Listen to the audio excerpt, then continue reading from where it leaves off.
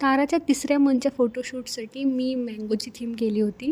मे महिना सुरू होता, आंब्याचा सीझन सुरू होता. तो मँगो ही बेस्ट थीम ठरली होती बर्थडेसाठी.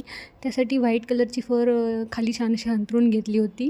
आंब्याचं झाड बनवण्यासाठी मी इथे माझी जुनी पॅन्ट होती ती वापरली, मरून कलरची होती. वरती आंब्याचे छान असे ढाळे ठेवले. त्याच्यावर हे देवगडचे छान ताजे हापूस आंबे आणले होते खास फोटोशूट करण्यासाठी. ते याच्या मध्ये असे मस्त ठेवले आणि असं झाड तयार करून घेतलं. 3 इनिशियल्स लिहिण्यासाठी सुद्धा मी आंब्यांचाच वापर केला होता आणि अगदी छान तयार झालं होतं. ताराला हा मस्तपैकी येल्लो कलरचा ड्रेस आणला होता जो सगळ्याला मॅचिंग होत होता. त्यानंतर मी छान असा हा केक पण ऑर्डर केला होता रसमलाई फ्लेवरचा. 7 तारखेला तिचा बड्डे होता आणि 10 तारखेला मदर्स डे पण होता.